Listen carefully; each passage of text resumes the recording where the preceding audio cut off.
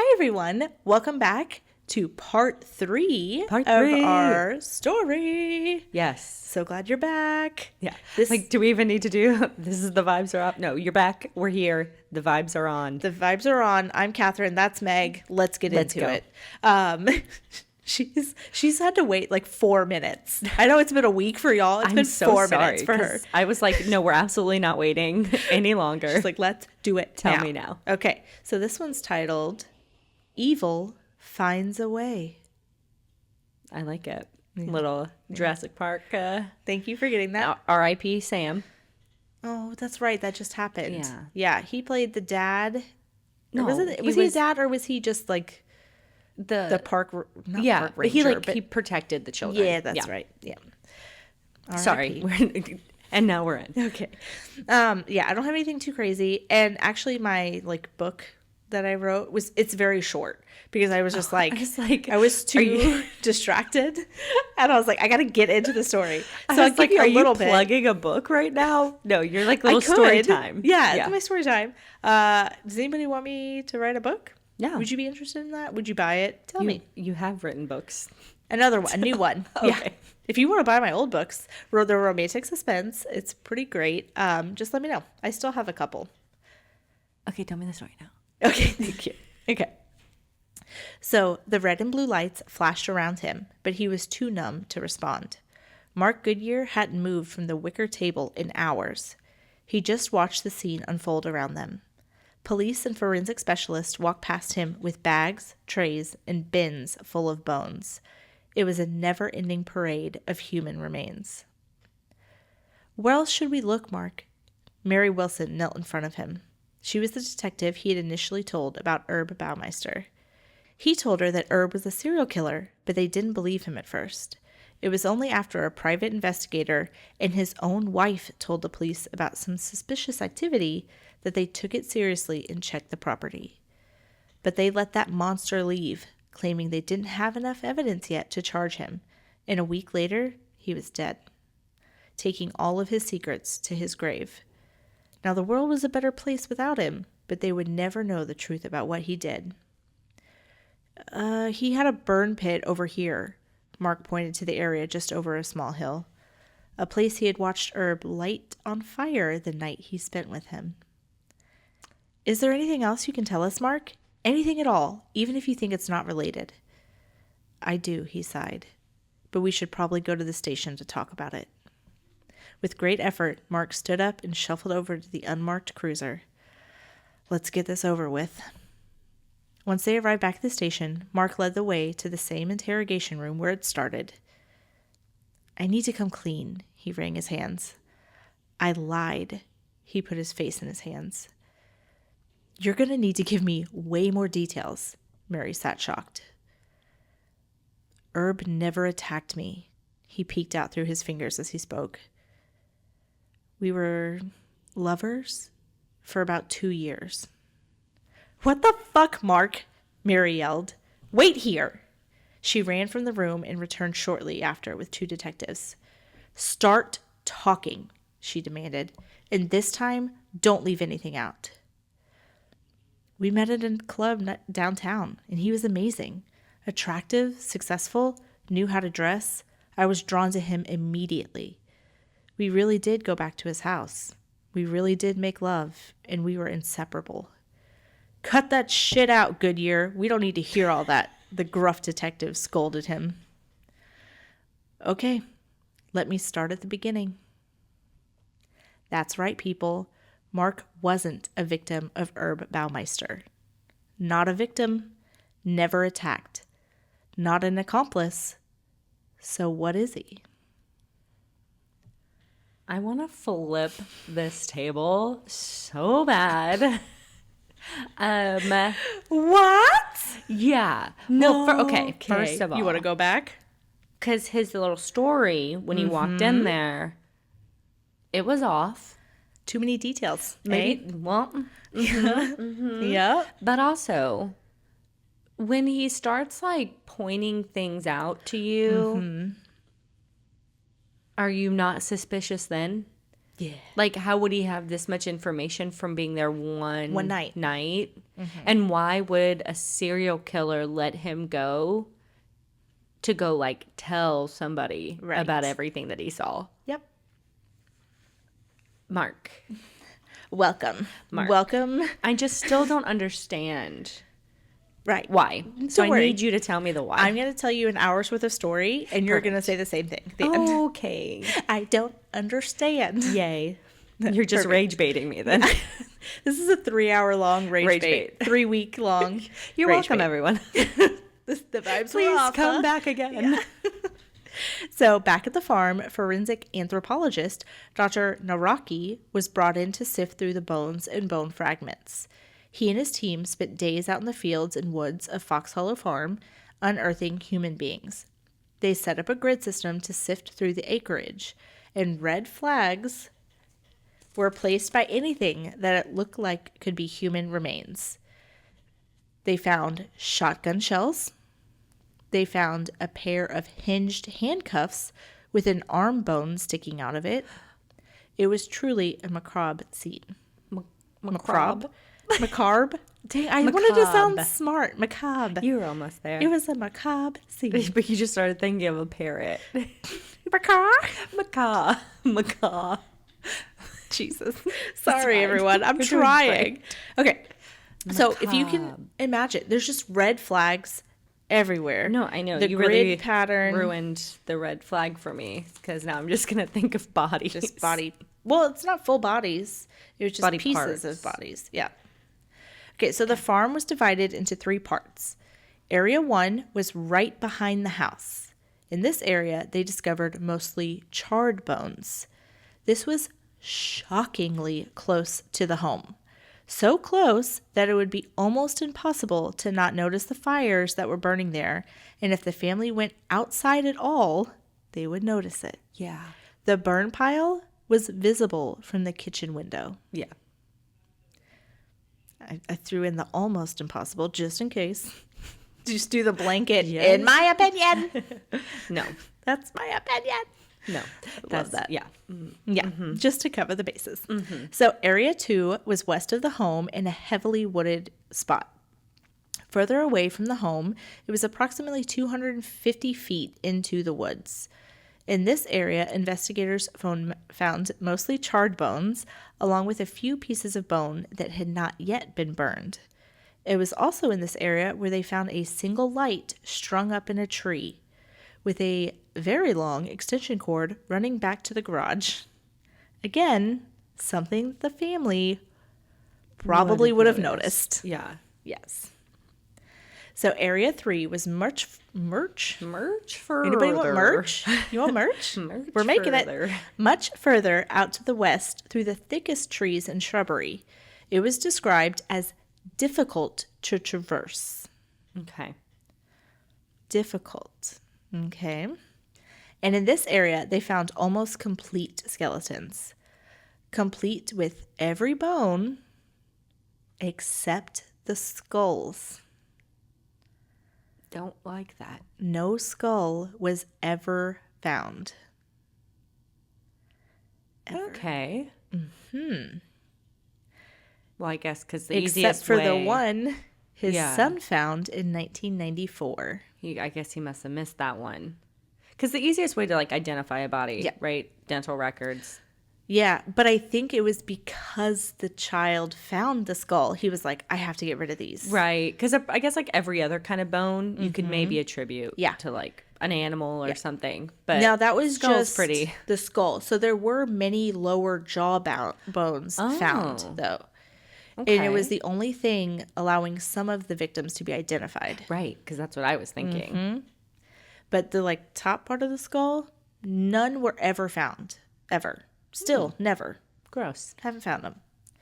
So I want to stress how difficult it would be to get these bodies this far out on this property.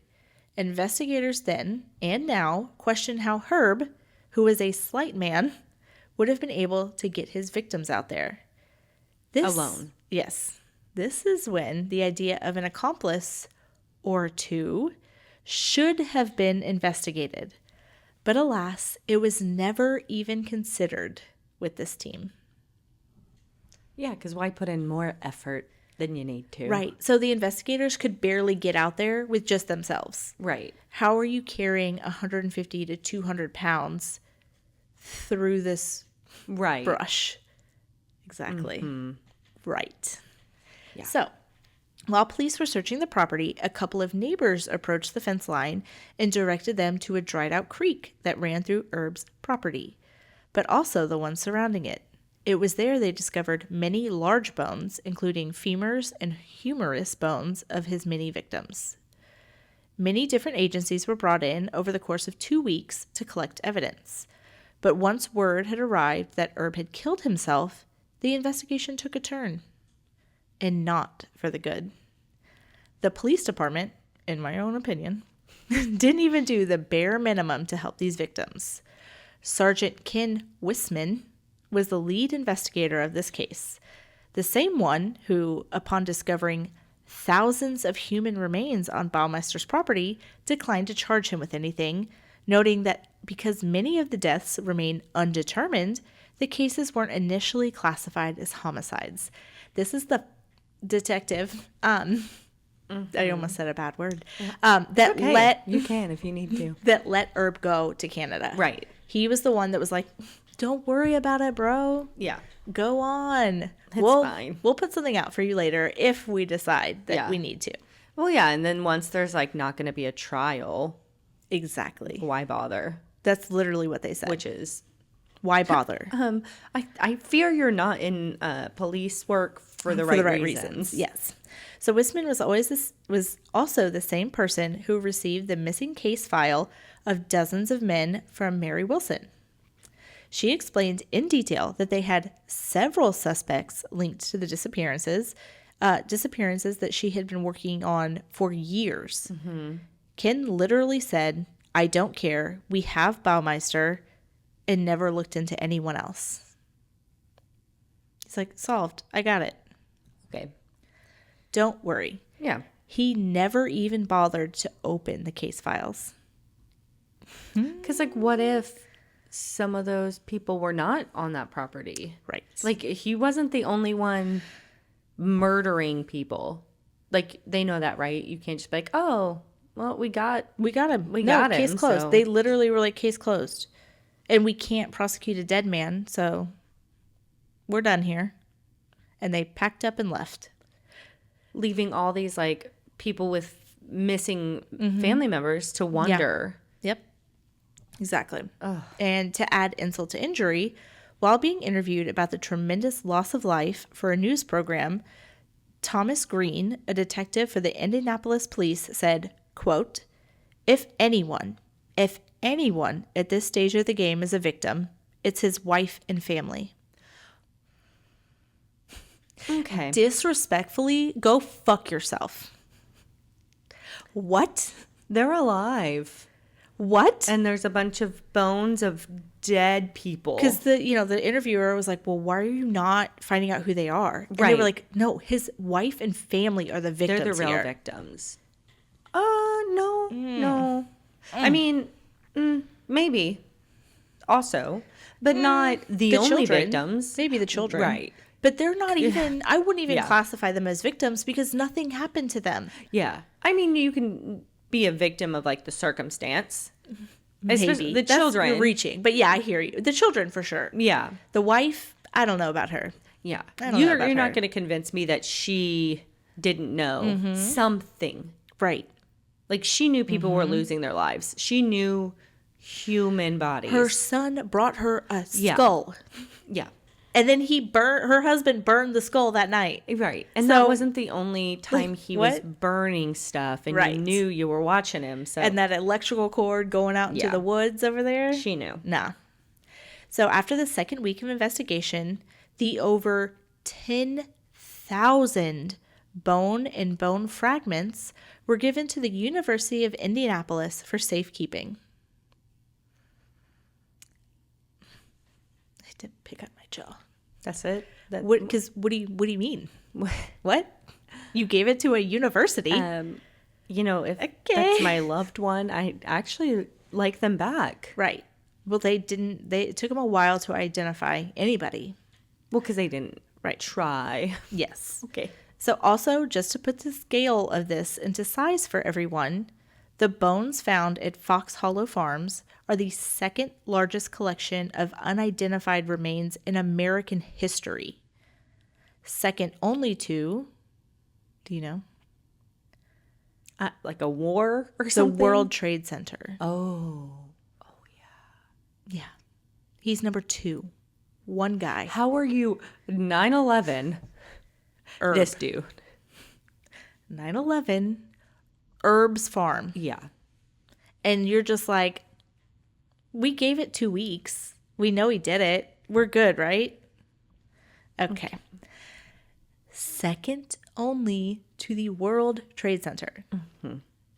He had over 10,000 bone and bone fragments. But thankfully, in 2022, there was a new team on the case, and they weren't giving up this time. It took them till 2022. It did. Okay. So they identified a few in like the late 90s because of the dental records, but nobody looked into DNA until 2022. Wild. It's disgusting. Wild. Okay, so here's what we know of the known victims, okay? Johnny Bayer, was 20 when he went missing on May 28th, 1993, after not showing up to his job at McDonald's. He was identified by dental records in the 90s. Jeffrey Allen, Jeff Jones, was 31 and went missing on July 6th, 1993. Jeff vanished during the same summer window in 1993 when multiple other young men went missing from the local area. Like Johnny Bayer, a small portion of Jones's skeletal remains was initially recovered by investigators searching the Fox Hollow Farm property in 96. Jeff Jones made headlines again on May 21st, 2024, when Hamilton County Coroner Jeff Jellison announced that additional newly analyzed bone fragments from the property had been positively matched to him, and he was able to be returned to his family. We love Jeff. Jeff for president. He's Just the doing best. the work. So Jeff was elected coroner in 2022 of this county, the coroner, and he was like, why have these people not been identified? Why What are are there we doing? 10,000 bones sitting? Yeah. So I didn't put this in there, but it's a fun little side quest because he spent $14,000 on DNA testing for one of these victims. I'll tell you who in a second. And a past congressman texted him and was like, how dare you spend the county's money so frivolously? This is an old case and you need to let it go. I'm paraphrasing, but something like that of like, how dare you? This is disgusting. Don't do this again. He was like, I spent $14,000. Like, these families deserve to have their loved ones back.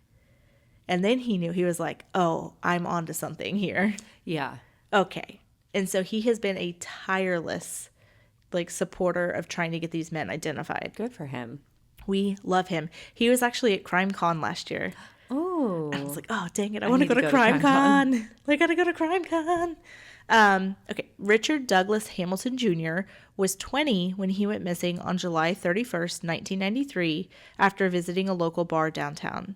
His remains were officially identified on March 5th, 1999, using the forensic technology available at the time. Following his identification, his family was able to reclaim his remains, and he was laid to rest at Floral Park Cemetery in Indianapolis on July 10th, 1999. Alan Lee Livingston was 27, and he went missing on August 6th, 1993. His remains were recovered in the initial search of the farm in 96, but remained unidentified until October of 2023. They sat on the shelf at Indiana University in a classroom for 30 years.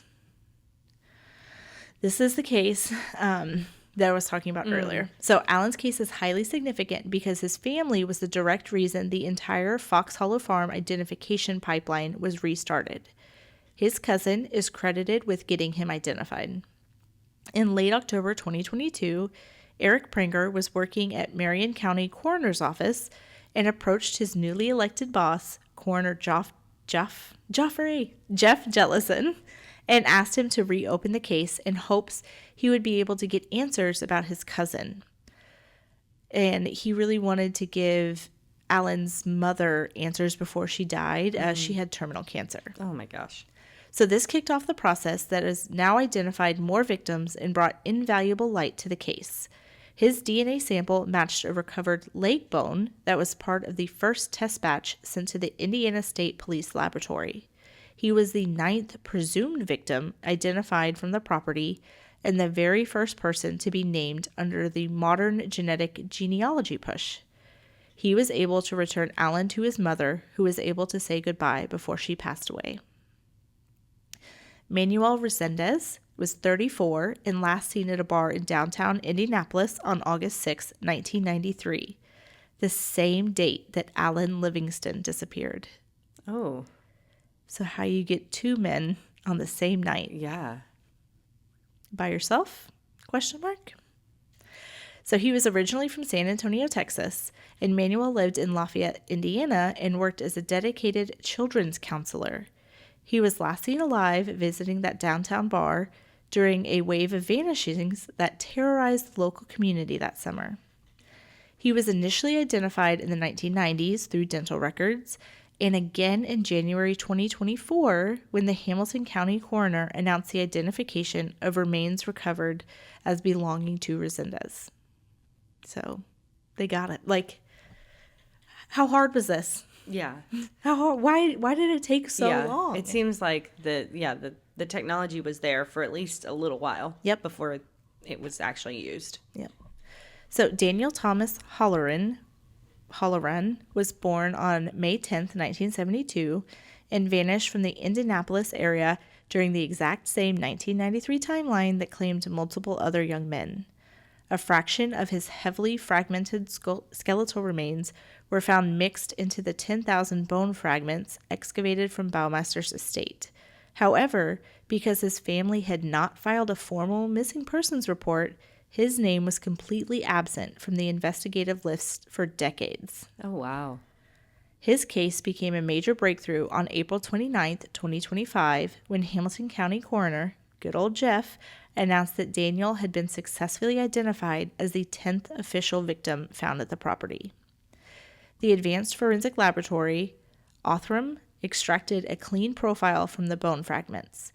They tracked down a decades-old DNA sample card that had been kept on file by a neighboring county's coroner after his mother tragically passed away from an overdose years prior. Matching the data allowed the investigators to locate Daniel's daughter, Coral Halloran, who was less than 2 years old when her father disappeared. For over 30 years, she believed her father had simply abandoned her, only to discover the tragic truth through the coroner's office.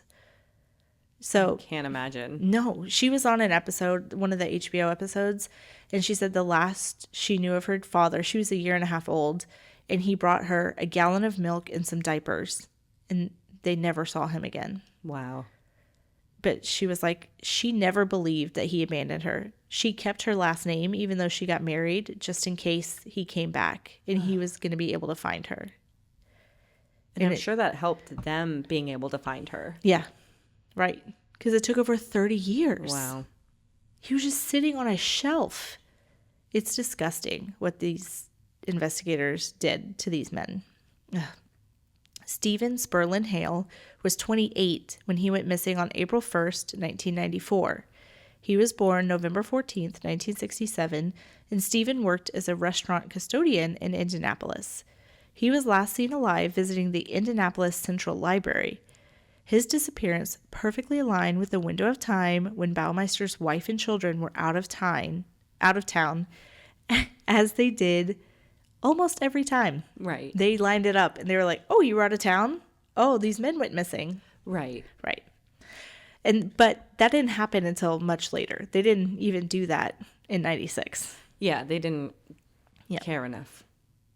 So his remains were discovered on June 24th, 1996. And because his dental records were readily accessible and compared against the first batch of excavated bones, The forensic team was able to confidently identify his remains on September 12, 1996. Following his initial identification, he was laid to rest at Hamilton Memorial Park in Noblesville, Indiana. He has yet to be tied to any of the other bones through DNA due to his being adopted and there not being any familial DNA to test against.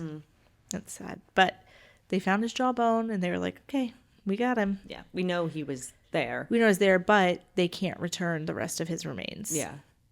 Alan Wayne Broussard was 28 when he went missing on June 6, 1994. Alan was living in Indianapolis when he was last spotted alive, leaving a downtown bar.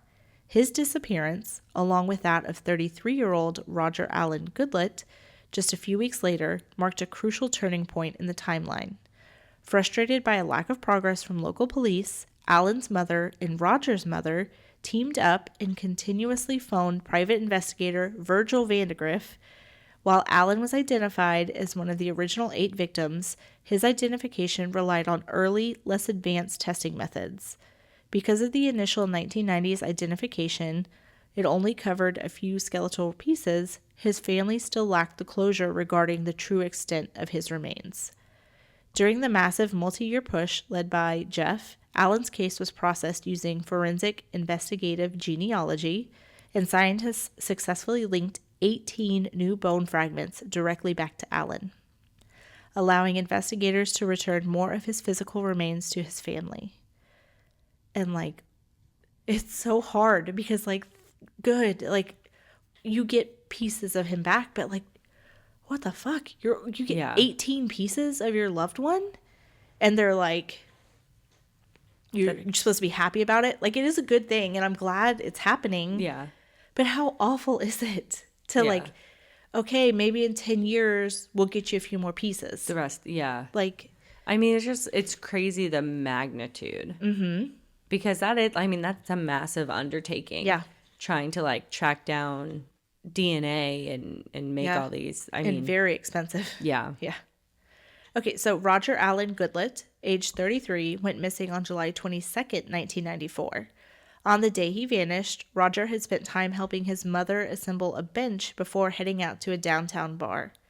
When he never returned, his mother joined forces with the mother of Alan, and Roger's remains were among the first bone fragments found when police excavated the property. Later that year, forensic investigators used dental records to issue a tentative initial identification. While he was listed as an alleged victim for decades, his family did not have definitive DNA validation. That was until November 4th, 2025, when Jeff announced that advanced genetic analysis conducted by the University of North Texas Center for Human Identification had officially confirmed Roger's DNA match.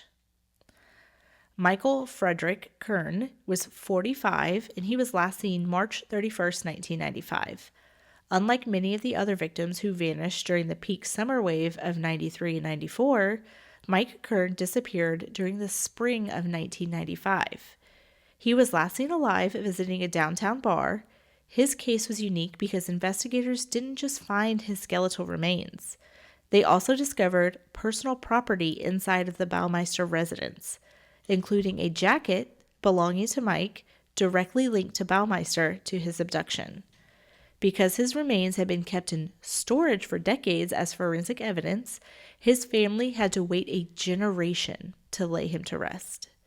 On December 9th, 2022, as one of the first official actions of the newly reopened Fox Hollow Farm investigation, Jeff officially released Mike's remains back to his surviving family members, and he is buried in Chili Hill Community Cemetery in Miami County, Indiana.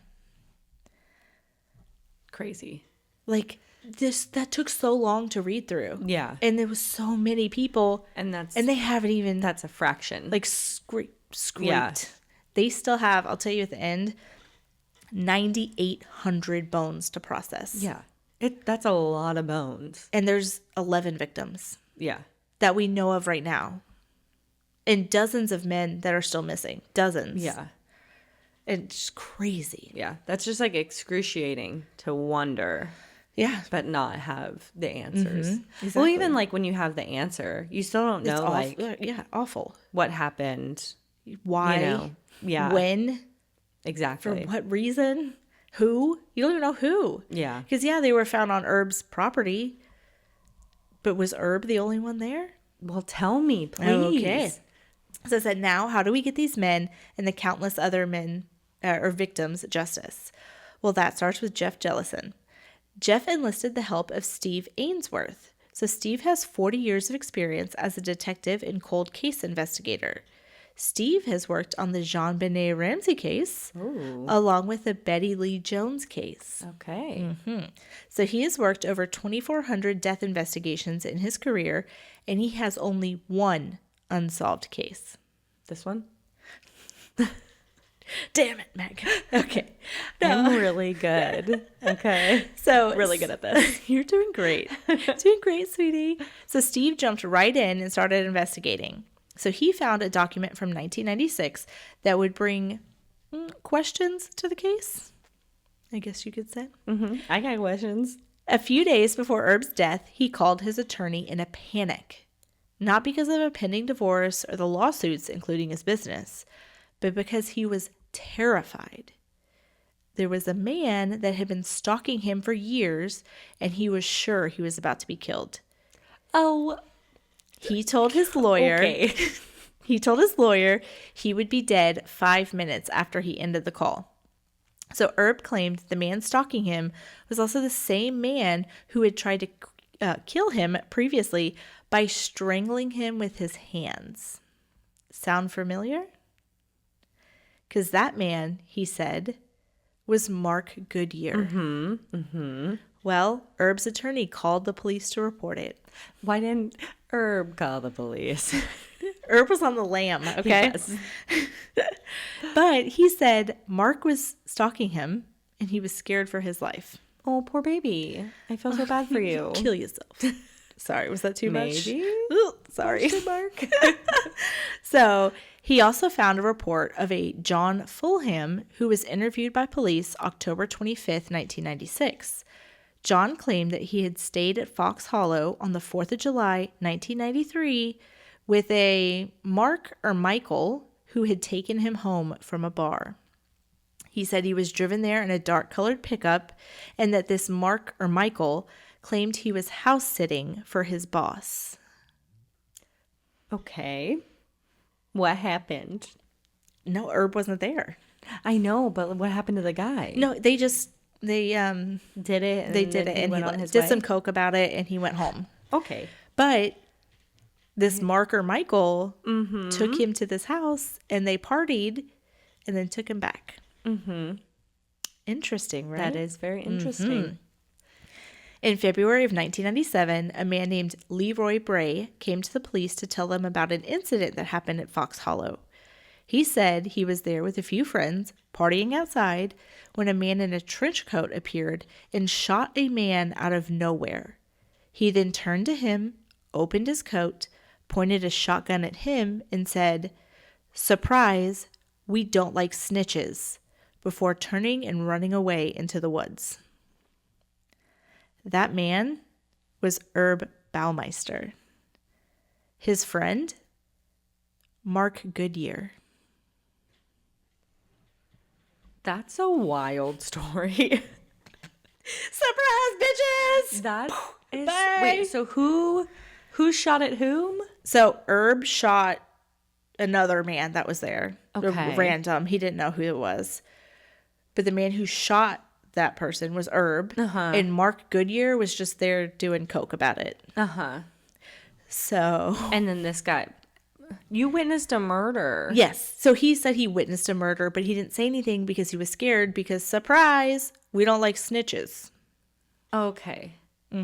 Yeah, so you definitely don't go tell the police then. No. Wild. So Mark denies this ever happened, just throwing it out there. But Leroy also claims that one day he saw Mark and Herb together in a car where Herb was driving and Mark was holding a man down in the back seat. I feel like I've heard that before. Interesting. Okay. So March 19th, 1997, Herb's wife, and the lead detective on the case went on the Oprah Winfrey Show. Get the fuck out of here. Like, No. Oprah, do we have a story for you? So, side eye. I know, it's crazy. So Oprah asked her, she's like, did your husband do this? And Julie said she wasn't convinced her husband was the killer of the men on her property, and she wanted to wait until all the evidence was collected. Was she burying her head in the sand, or did she know something no one else did? No, she definitely knows stuff. But why are you going on Oprah? To be like, I don't know, something else might You'll have happen. to stay tuned, like, guys. It's like she's like dropping some Easter eggs. Right. That's exactly what she did. I'm like, I'm sorry, what? What? And also with the lead investigator? Yeah. With the lead investigator. That's Yeah. wild. Because, like, I would have looked at her and been like, what? What do you know? Why don't you come what do down? you- Come with us, please. Okay. Yeah. I need to watch this episode you of do. Oprah. Okay. So enter Thomas Ackerman. I'm throwing a lot of names at you. Okay. Do we like Tom? We don't like Tom. No, Okay, no, good. I just need to, set my expectations here. Yeah. So back in 1996, Laura Musall was a reporter for the local paper, the Noblesville Daily Ledger, and she reported extensively on the case. She was the first person to write about Baumeister and his killing field at Fox Hollow Farm. So, very recently, she filed a FOIA request, that is the Freedom of Information Act, and requested the evidence for the Baumeister case. What she would find was unbelievable. Box after box worth of information, and instead of evidence linking Herb to the killings, it seemed that police were closing in on a man named Thomas Ackerman. Wait, with evidence they collected from Herb's house? Yeah, you'll see. Okay, that's Okay. wild. But also, like, how did nobody know about this? Right. She said this was especially shocking. She was the only one writing about it because she was a name she had never heard before. Right. And she had been investigating and reporting on this case since 1993. She's like, who the fuck is this guy? What? What? And Okay. he's like the lead suspect? Yeah. Yep. Okay. So continue. Thomas entered the chat when he reported his friend. I'm doing air quotes for Why those are of they you all not listening. snitching on each other? This was not a snitch. This was Okay, not a snitch. okay. So he reported his friend Richard Hamilton missing. Okay. You see, Thomas was a married man, and he was working a prominent profession as a civilian alongside the military.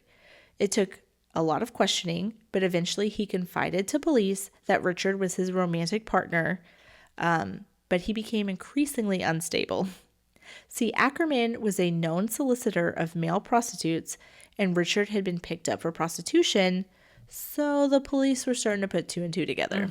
But they were like, why are you reporting him missing? Yeah. Something's weird here. Something's off. So according to some of the men working the streets at the time, Tom was strange. He was very possessive and felt like the men belonged to him. One man said that after Richard had gone missing, he went to his home where Richard's clothing was laid out on the bed and a shrine of sorts was made in the living room. He had pictures of Richard and numerous candles surrounding them. They were like, what's that? That's What are you doing about that? weird. He's like, no questions. So, Some questions. a little question. Maybe we should ask more questions, on. actually. So, according to Tom, he and Richard took a road trip on July 27th, 1993, to Anderson, Indiana, where they got into a physical confrontation. It was so bad that Richard hitchhiked back home. Mm-hmm. Sure he did. But they had plans to meet up on July 31st, just a few days later, to talk. But Richard was never seen again. So Tom's whereabouts could never be confirmed. Soon after reporting him missing, Tom claimed that he went to a psychic. What do you think the psychic told him? I see him in some water. Mm-hmm. Wait, is that real? The psychic told him that Richard's body would be found in a shallow grave in a wooded area by water. What? What a great psychic. Send me her number. Let's go. I mean, And where was Richard's body found? when in doubt, go Psychic with it out. in a shallow grave in a wooded area next to By some water. water. Well, that's exactly where Richard's body would be found in 1996 on Herb Baumeister's farm. So how is the last person to see him alive Connected there. connected to Herb's farm? Tell me all about it. Okay. Just a little side note here. Tom's wife found him in bed with Richard and used his cheating as leverage to file for divorce. She was also able to obtain a restraining order against him due to her claims that Tom was a manic depressive and physically violent towards her. So he sounds like a real dirtbag all around. Yeah, that tracks. Yep. So Tom is able to be linked to many of the victims through prostitution. He actually bailed Stephen Hale out of jail, and Stephen was never seen alive again. Come Stephen's on. remains were found at Fox Hollow Farm. Okay. There is like physical proof that Thomas Ackerman bailed him out of jail, and he was Right. never seen again until he was found at Fox Hollow Farm. So now that's the second person that Directly they were the links. last And person to see him alive. And most of the victims he had been known to pick up through prostitution. But how does he know? Herb. Herbert. And where does Mark Goodyear come into all of this? What is this weird What little is trio? happening? Right. Evil finds a way. Okay. Yep. So, Alan Goodlett was last seen getting into a light blue vehicle. Okay. An eyewitness describes the last man seen with him as a man in his 40s to 50s with balding, salt and pepper hair. A description that did not fit Herb. Okay. But did fit Tom. Tom. It was an exact match for Tom. And guess who else had a blue Cadillac? Obviously Tom. That's right. Tom did. Yeah. Yep. And then Alan's remains were found on Fox Hollow Farm. Okay. So, and again, they fucked up. Oh, yeah. But But this was Mary putting this package together. This Right. is whenever Mary Wilson was like, I think I'm onto something. But I will say, like, police in the beginning, when they were like, well, we can't get ahead of ourselves because we don't really know what we're dealing with. Maybe they were onto something. They weren't exactly wrong. Right. Right. Or was he just the only one in that friend group that had acreage they could dispose of That's what I'm bodies? saying, yeah. Well, because, like, when they were like, well, we don't have a handle on Right. what's going on. Like, wow, is that But ringing true here? I fear maybe we could detain him. Yeah. No, And just be like, yeah, you don't, Let's just ask questions you don't later. let him leave the country. What do you do with that piece of hair? I don't know. Perfect. She's stressed. I am stressed and I've pulled out hair. I know. Not, So like, you're doing from great, my sweetie. head, but yeah. Okay, Don't worry so about it. keep Okay, going. This looks great. You're so beautiful. Okay, I'm so stressed. Tom was stopped about a year after Stephen and Alan's disappearance in 1995. Okay. So police obviously found cocaine in his car because it's the Why 80s not? and the 90s. Yeah. Let's do cocaine. But they also found a shovel and blankets that appeared to have blood on them. He also had maps to state parks. I don't like that. Mm-hmm. That's like So- the sketchiest thing. So sketchy. So this is enough for police to get a search warrant for his home. Oh, good. And the contents of the home have never been processed, and much of it has been lost to time. In fact, nobody did anything else after Herb was found dead in 1996. Then why did we get the search Well, warrant? because the search warrant was in 95. That's before he killed himself. Herb killed himself. Right, but They were really backed up. They didn't it have doesn't time. like make evidence just like not matter. Well, all work on finding the killer ended abruptly in 1996. Even I feel like they were aware that there were probably multiple killers here. Yeah, but that was a lot of work. Okay, and Ken over there. But they were on the was like- track. Yeah, but Ken didn't want to do the work. They were they were on it though. No. Our girl, Mary, was on it. Okay, but she found But then she had to give the evidence over to but she someone else. found the name in Yeah. the police. Oh, like that's the investigator, but that's also Yeah. in 2025. but what I'm Yeah, saying no, is I hear you. It doesn't they were on the girly pop. They they just were gave on up. to him. Yeah. So they just it's just so frustrating. That's my point. Sweetie, I need you to buy in. There's a lot of evil here. And clearly, in my own opinion, somebody in the police department was involved with this. Either that or they were like, I'm okay with you taking out gay men. So Right. Okay. Yeah. Okay. I'll agree and to we that. found our scapegoat. Yep. So we can So be done bye. with this now. Yep. And like maybe they just weren't that concerned with more gay men going missing and Being dying. murdered. No. Because, right, like I have to think that these other men didn't stop. Right. Right. They just had to find a new dumping site. Yep. So in May 2009, Vicky and Robert Graves bought Fox Hollow Farms at a deep discount. So most people had stayed far away from the property, but they found something in it that they liked. They pretty quickly leaned into the history of the home and began allowing film crews to enter and film. Yeah, that's what they wanted. Yeah. Okay. They said they were like, yeah, we tried to stay away from it for a little while. No, you didn't. Sure. That's Tell why yourself you bought that. it. Yeah. It's fine. Just it's like okay. just be honest Be with into yourself. it. Yeah. You like ghosts. Yeah. You're interested. It's weird. Right. So one of those episodes that I watched was Ghost Adventures, who did their usual routine of spirit boxes and psychics, but they didn't really found anything much. Okay. But the Vicky was like, I've seen a man in a red t-shirt walking away from me into the woods. And like, of course you have. Yes. There's a lot of people there. Oh, yeah. 100%. No, haunted Yep. as hell. Oh, haunted, for sure. You have bodies all over that place. They find bones to this day. Yeah.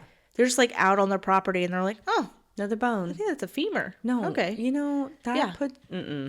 Well, because they only took 2 weeks to collect the initial No, bones. yeah. So they left a shit ton of them there. For sure. So every once in a while they'll be like, hey, Hey, Jeff. police. Oh, Here yeah, you go. Jeff. No, just give it directly just to Jeff. right to Jeff. Yeah. Here you go, Jeff. I would just be like, I wouldn't want that kind of energy. No, yeah, that's In my bad. life. Yeah, see? The lights flickered. Did y'all see Yeah. that? That can't be good. No. It can't. Don't like it. An interesting development came when Rob Graves, you get it? Rob Graves? That's too soon. Yeah. He leans into that too. Oh, I'm sure Yeah. he does. Claims that he was offered the chance to buy the original case files from Sergeant Ken Wisman. That stupid, lazy, in my own opinion, cop. No. Remember him, the lead That investigator? feels like it should for be the killings? illegal. It is. Okay, But he was like, hey, you own the house, and it's only going to cost you $10,000. I hope this man lost his job.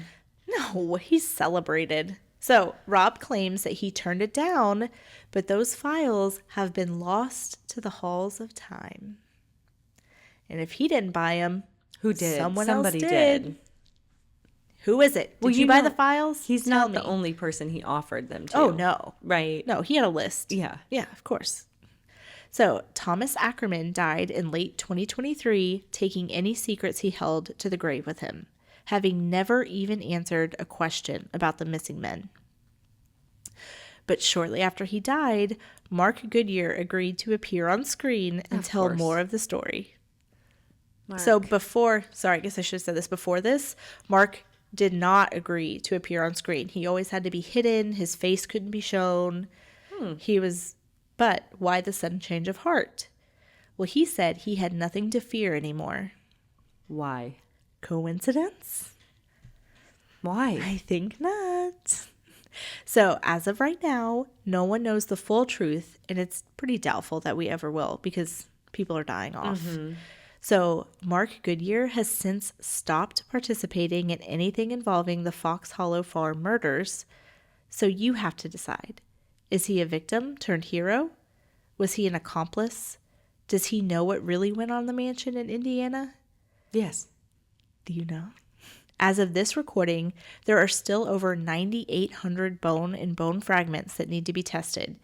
Indiana State Police have recently reopened the case. So what do you think, listener? Oh, they reopened the case. They reopened the case. Okay. My question, you probably told me, and I'm just processing in my head. please. But what did he appear on screen for? The HBO documentary. Okay. I need to watch this. Yes. I We're think. going to watch it right after this. Yeah. Yeah. Okay, because there's actually it's 2 seasons in air quotes, but the first season is 4 episodes, and they don't show Mark. They don't, they just go over that, and then the second season, episode 1, it does like the trend that's going around now, where it's like he sits down in the chair, and he's like, "Hi, everybody, Mark here, Gossip Girl." I have a story to tell you. And it's crazy because you just have to watch it because his demeanor is interesting, right? That's why I did the whole like storyteller, because he is a storyteller. Yeah. That's what a lot of people say. Like he embellishes, he goes on and on. And so the interviewer is like, all that we know about this case comes from you. And he's like, exactly. And I like it that way. And they're like, what do you mean by that? He goes, exactly what I just said. The only thing you know about this case is from me. So what? So what? He definitely killed Mark. Herbert. Right? Because he's the one that said in this last episode, he said at the end of his life, he couldn't hold anything, let alone pull a trigger. Right. Like, how did and you they were know like, that? What do you mean? And he goes, I ain't about to do 25 to life. And they're like, huh? What do you I'll mean? save that for another day. What do you mean? What does it mean, What do you Mark? mean? What? Right. But like the fact that he feels so confident to say all of this, and is not worried about now that everybody's dead. But to me, I'm putting on my tinfoil hat. Okay. This feels like a sort of secret society of serial killers that found each other. That's why I said evil finds a way. They always find each other. Yeah. And so they collected, I think that helped each other in out. my own opinion, they used each other to pick up guys, because how else do you get 2 in one night? Yeah. Those 2 that got picked up the same night were found on Fox Hollow. You don't get both of them back with one person. That takes crazy. more than one person. Also, a man of Herbert's size, unless he was on steroids, could not get those men back into the woods where they were found. Yeah. He couldn't do it. There's just no way. Nope. Interesting. Have you watched, are you a fan of Dexter? I love Dexter. They had the last one that they did, Resurrection. Oh, yep. Was the serial killer meeting.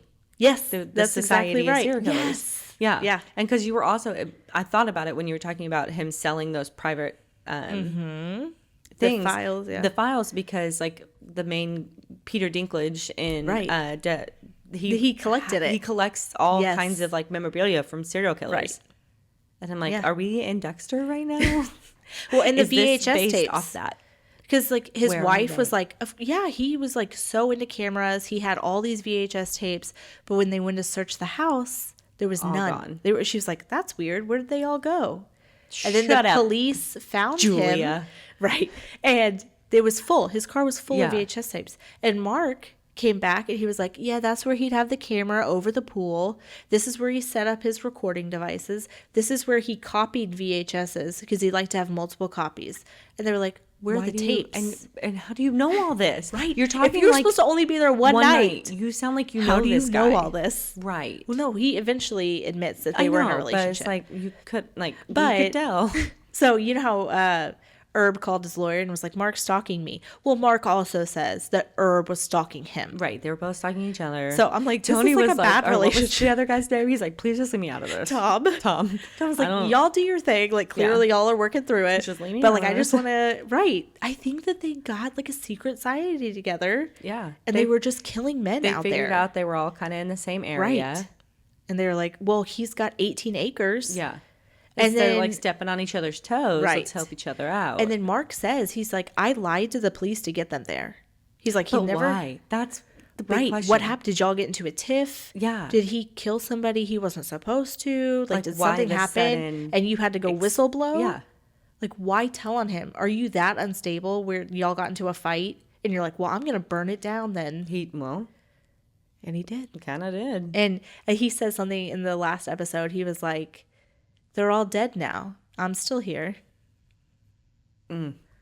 Psychopath. And I'm like, in my opinion. in my opinion. But really, We don't know. I don't know if we'll ever know. No, you're right. You did leave me with more questions than answers. And now I need to go watch a lot of TV. That will still leave me going, there's so many answers. Right. It's just evil. That's all. That's what it leaves you with. Like, there is so much evil out there. In the world. Protect yourself. Protect your loved ones. Yeah. Don't get into an Uber without verifying license plates. Keep your head on a swivel. What do they call it? Like if you like know the things around you, like keeping an eye. There's a word for it. Somebody knows what it is. What does it mean? I have no clue what you're talking about right now. You're like, it's like surveillance, like personal surveillance or something. Okay. See, I'll do great. I'll survive. Yeah, we're made for this, obviously. This is where we're supposed to be. But yes, I hope if you can, or if there's something open, we'll have to look into it about donating to the fund to get these men identified. Jeff and Steve are on it. They're like angels. They're getting these men identified. They can do no wrong. We love them for president, but they need a lot of help. 9,800 bones still left to go is overwhelming. Yeah. Overwhelming. So sorry the vibes were off, y'all. Yeah, but they're always on here with us. Thanks for listening. Yeah. And we go made join it our through. Patreon. Yeah. Please. We're here. Please, we did it. please. Yay. Okay. We'll see you next time. Love ya. Love ya. Bye. Bye. Listen to us on Spotify, Apple Podcast, or YouTube. You can also find us on Instagram at The Vibes Were Off, TikTok at The Vibes Were Off Podcast, or good old-fashioned email at thevibeswereoff@gmail.com.